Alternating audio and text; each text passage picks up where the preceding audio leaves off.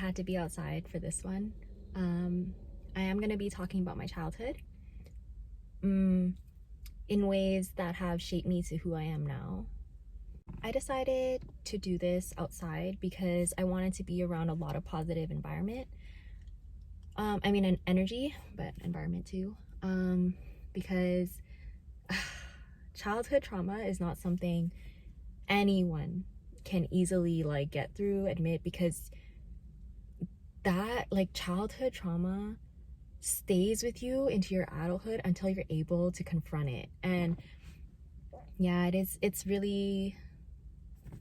a part of me doesn't really want to go into the whole, let me start by saying I love my family, because I do, and I really want to just say this without saying, but I'm allowed, and I'm saying this right now, I'm allowed to share my story. I'm allowed to express what I went through to become who I am, because I know that as we act on more community, as we share stories, as we're able to relate to each other, I know this is why I need to do this. My parents separated. They didn't get married, and they separated a little bit after my brother was born, which is almost a year after me. So I've never really seen them together, and that was always super normal for me. Growing up though, my grandparents on my dad's side, they didn't want me because what's it called? Yeah, they were just very Asian in ways where they liked having a guy. So yeah, so I grew up with my grandparents, my mom's parents, and then my brother grew up with my other grandparents. So it was like that. And my grandparents, they're fucking great. They truly are. My grandpa A1, I love my family. But what's it called? Yeah, I grew up with them and things were cool, whatever. And then when memories started to form, that's when I realized things were just a little bit different for me. I feel as soon as I could remember, I just started taking care of people. I started taking care of my siblings. I started taking care of my little cousins that I babysat, because my grandparents were very social people. So they would have gatherings often on the weekend, and in that, me being one of the older cousins, we call cousins, but family friends, I watched over everyone. And if someone got hurt or got in trouble, if someone wanted to play something and I didn't, I had to play no matter what. So I already, from a young age, I was already my energy and myself, I already know it's not mine. And it was hard because when we were old enough to start going to school, my brother and I moved in with our dad. And then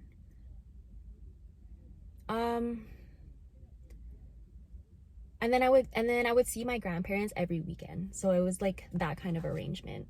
And it actually stayed like that until basically I graduated high school. There would be some weekends I didn't go see them because, what's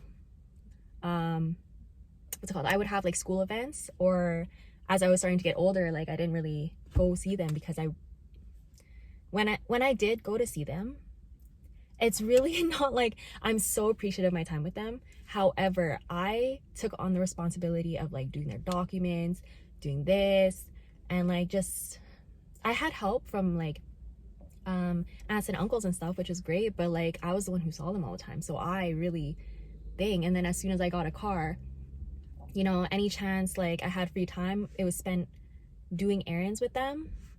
And it's really no issue. However, I'm trying to, I had no time for myself. If I could remember, me growing up, it was either that I didn't have time because I was taking care of things, or when I finally did have time for myself, I had no idea what to do with it. I pretty much lost my sense of identity, when I was 13. Because I just didn't know. I just truly didn't know anymore. And honestly, at that point, when I was 13, the friends I had, it sucked because everyone had parents that were together or had parents that, like, you know, were around a lot. And it was hard because, you know, when you're growing up and you're just like around mean kids, like, you know, they would say stuff. And I would just always be like, is my family like broken? Like, why is it not as orderly as everyone else's? Like, I basically have two homes that I switch over to here and there and things like that. So where does that leave me to think about anything? Growing up, I genuinely loved to sing. Like, I sang all the time. I did shows for my grandparents. Like, it was so cute. And then at one point, like, they told me to stop doing the shows. At one point, my parents, like, never supported, like, the fact that I wanted to sing or like to. And, you know, as a Leo, everything I wanted to shine in, I got shut down in and unsupported in anything I seriously wanted to do. And that crushed my foundation to even want to do anything, literally anything. I started having friends that like went out, and this was like in junior high. I started going out with them. I got myself into like crowds. I'm not gonna say wrong crowds because, you know, but I got myself into lots of different situational crowds that I like. Some were dangerous, some were like just negative, some were just bad for me, you know. But all I knew was just I didn't see love anywhere. So how could I see it in anyone else? This is all I know, is just this shit. So then yeah, trying to fit in at school because I couldn't fit in at home was a challenging thing for me, because no matter what, because I never had like a sense of home in my home growing up, I didn't know what that felt like. And in that, I kept trying to find home in other people, relationships, friendships, and I freaking tore myself up doing that. Needless to say, I had like abandonment issues, like just a lot of anxious attachment, because no matter what, whenever I did see my parents, like, I got so excited and it's just not the same feeling. And as a kid, when it doesn't even feel like your parents are excited to see you, like, I know now about seeing my parents as individuals, seeing them like having their own traumas and stuff. But no matter what, no matter how many times I kept saying that growing up, they're young parents, they have their own lives, they're dealing with stuff, I literally gaslit myself since I was 13 about people. And it really sucks not knowing like where I could receive love from. Like, the only person who ever showed me love was my grandpa, and I saw him on the weekend, and like, it would keep me going. So I stayed with my dad like all through high school, or all through school, and like, he's truly a good guy, though he was so emotionally unavailable for me, and I didn't have like a mom figure to grow up with. And if you have an emotional father or unemotional father,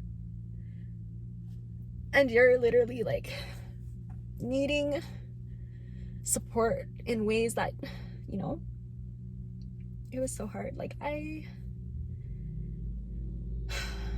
dealt with everything by myself since I was young.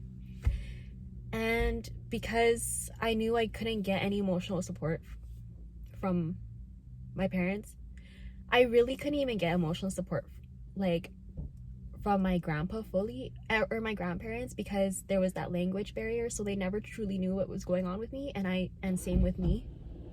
So that really sucked. But yeah, I could not express my emotions anywhere. So over time, this is how my trauma started to literally build in my body. Like, because I didn't know where to bring any of the emotions like healthy, I bottle. And how long did I bottle for? Since I was literally young, like, and young enough to remember to babysit. So imagine since then, I'm bottling up all this trauma. I'm feeling so unsupported. Everyone's asking me to do all these things because I'm the oldest sibling. I know how to do it. I know how to handle stress. I know how to do so much without breaking down compared to freaking everyone else in my family. So I did so much. And you know, I'm really glad for my strength. I'm really glad for my resilience, but I'm fucking tired. I was so tired. When I started even losing friends in high school and things just didn't feel good for me, like things were starting not to feel good for me when I started turning 18, I just felt like something was wrong. I was just like, everyone's just chilling, but I just feel like I'm already having a lot of fucking issues. Like, so I'm trying to just do my thing, try to just go to college because my dad wanted me to go to college right away. So I went to college, hated it, lost myself in that shit too, decided to work for a bit. And during those times when I was just working, I just fucking got into partying. Like, I got into drugs. I started popping. That's all I really did. I just popped and did acid and shrooms. But like, so I got into that and I drank heavy. Like, I could have finished a bottle by myself every time, kind of thing, because of how much I wanted to just get fucked up. Like, because I lost my sense of like community, I already didn't know how to fit in, and the partying scene is the easiest way to fit in for anyone because all you have to do is drink, right? All you have to do is trauma bond in the drinking, in the drugs, and bam, you have a community. Like, I'm not saying that was like the case for like all the time and anyone, but for me personally, that was the case for everything. Because I wanted someone to understand me. At the time, I wanted someone to feel bad for me. I wanted someone to truly see I'm fucking dying, like, on the inside. And, you know, I got some support through like the partying, made some good friends. Like, it was a good time, but you really lose yourself in partying. Like, personally for me, I really lost myself. If I had thought I had trauma before the partying, the drinking and drugs really just didn't help that. And I was doing it hard, like partying hard, for like 3 years, every weekend. And it wasn't even just like, oh, let's do some casual drinks. No, it was seriously blackout every weekend. Couldn't feel like functioning in my body the next day. Like, every time I partied, the first year I was into partying, I just truly enjoyed it. I was like, this is so fun, oh my god, you know. And then when I started to really feel like how it was really damaging my mental health, I couldn't get out of it because of how much of a community I still felt in it. And I wanted that. I wanted to feel love no matter what that looked like, even if that was poisoning my body. I want to fit in no matter what, even if I felt like I was losing myself. And honestly, at one point, when I turned 22, I was so fucking depressed. Like, I was already depressed when I was 18.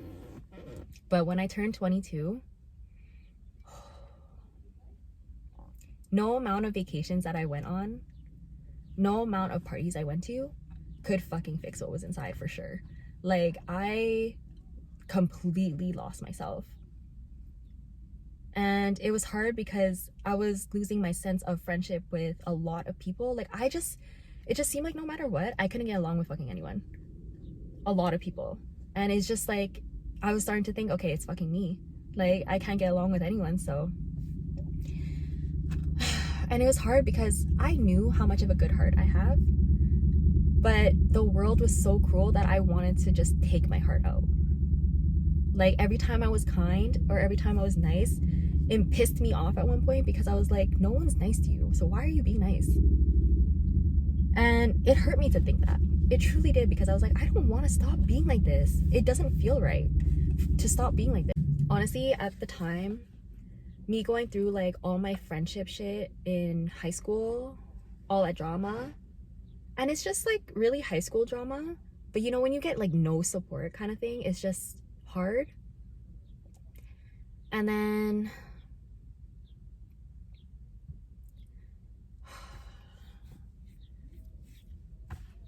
my mom has been in and out of my life for as long as I can remember.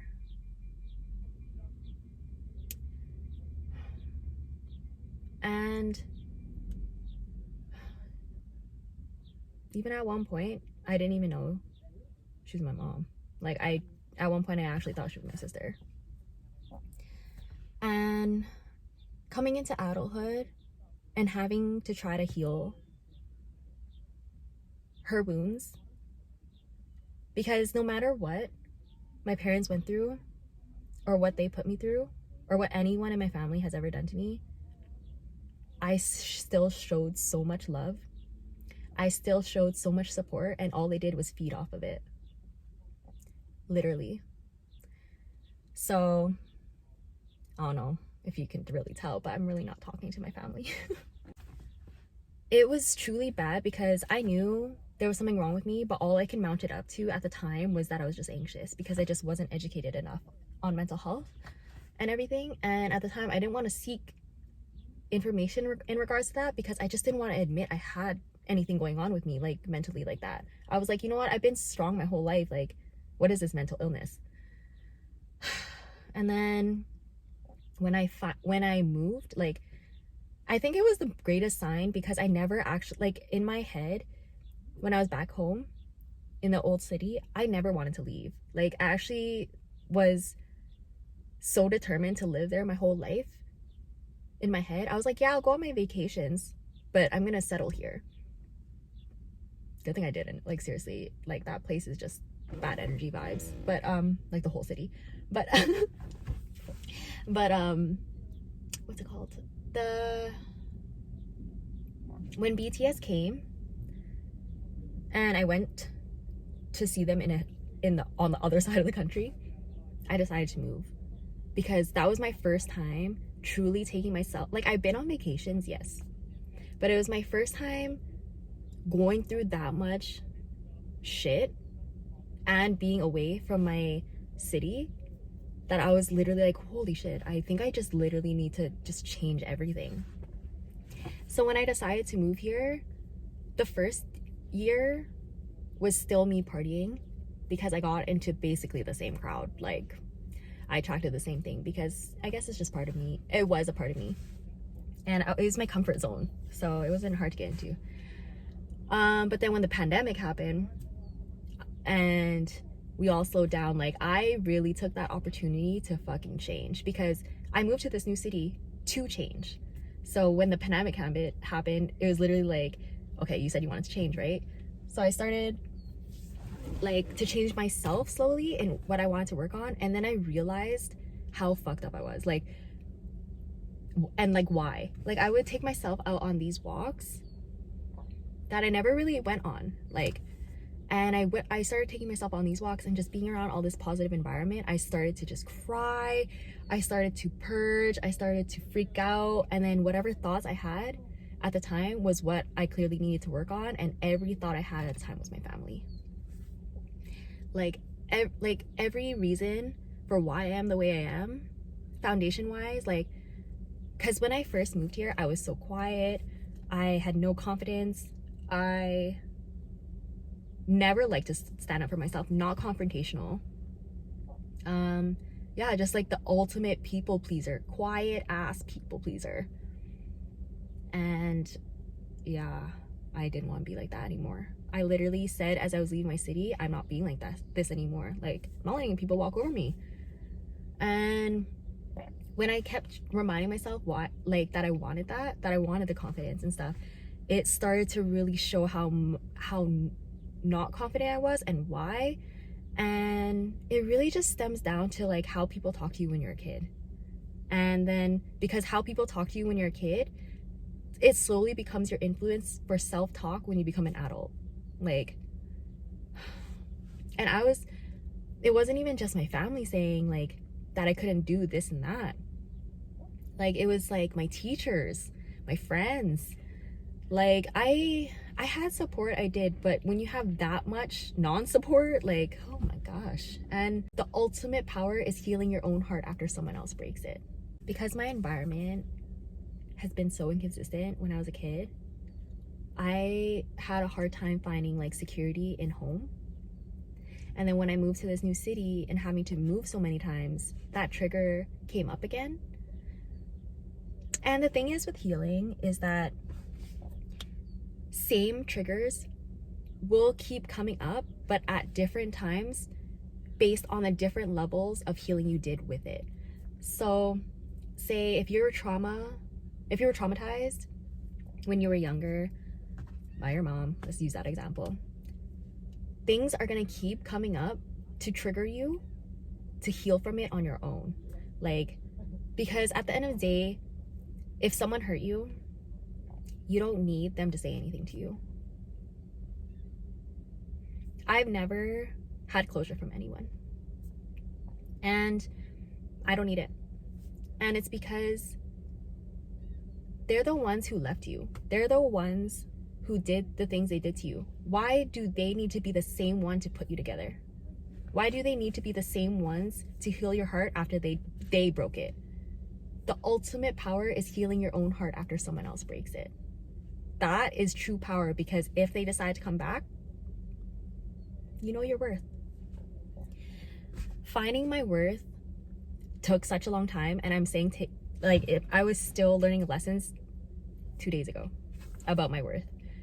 And like, healing is seriously never fully complete, only because you go through so much in life, and you continue to go through life as you heal older parts of your life. So it's literally like that. And the only way you're able to adapt to everything is by grounding and accepting the fact that you need to change. Because if you're so adamant on staying the same, this is where your trauma literally will stay in your body and make you bitter. If you refuse to let go of anything, it literally will stay in your body. That's why people who have so much trauma, they're actually stiff. Like, they don't like to go anywhere. They don't like to move much. It's because they're literally like, they want to keep all that inside. You know, like the other day I saw a video saying to shake your trauma, and I literally got up. I was crying, and I didn't even want to do this, but I kept making myself. I was just like, I don't want to do this. I don't need to do this. And I stood up and I started randomly shaking, and like the relief I felt in my heart was insane. I was like, that's all I did. I literally started jumping up and down, wailing my arms and shit, and I felt better. Like, move. If you have like anything built up, you'll feel it if you have something built up. But anyways, I'm getting off. I really think that's it about my childhood, because a part of me feels like I don't have to air out everything. I just want to air out enough, or I just want to say enough that I needed to release myself, because like all the other small details, like I could really get into it and try to make this story more sad, more convincing, more whatever, but I'm really not. And it's really not in protection of like who hurt me. It's just that I'm beyond it now, and I just don't care to share it. Like, everything that happened was pretty shitty. All I can basically say was I've been in such dangerous places. I've been in such dangerous modes. Like, I've been like sexually assaulted when I was 7. So, and like, oh, it sucks, because it was when I was 7, when I was 6, Literally, like a lot of ages that I remember, I was sexually assaulted, and it was definitely like, it just really, it could have been avoided. I became an empath because of my upbringing. Like, I started being really sensitive to everyone's reactions, emotions, because my family could easily trigger anyone. You say something wrong, poof. And like, it's so hard when you're a quiet person, like after like everything that happened. I already felt like I didn't have a voice, so every time I wanted to say something, oh my god, I didn't even get to say what I wanted to say. Forget even crying, being allowed to like express my own emotions, forget that. Like, I had to be so aware of everyone's emotions around me so I didn't trigger anyone, so I like wouldn't be in trouble, so if things would just be in peace. I just didn't say anything. Instead, I just observed. So this is why I'm the way I am now. I observe everything, because literally I started doing it when I was young. I'm so sensitive to other people's emotions because that's all I ever knew. If there's something I can truly teach myself since I was young, it was literally emotions of like other people. And because I didn't have an outlet for mine, I didn't know how to like regulate or recognize my own, but for others, easily. So when like their energy would really affect mine, I just didn't know. But I'm so glad I did this out of the park, to be honest, because if I did this at home, I feel like I would have cried and stuff, like a lot more. And I just wanted to mention too, like I truly had so many cousins, and like I just never fit in with anyone. Like I really didn't even fit in with my own family. Like, it's just a random thought, but everyone, even in my family, has left me alone, like, to deal with everything. My friends do that to me. All my partners so far.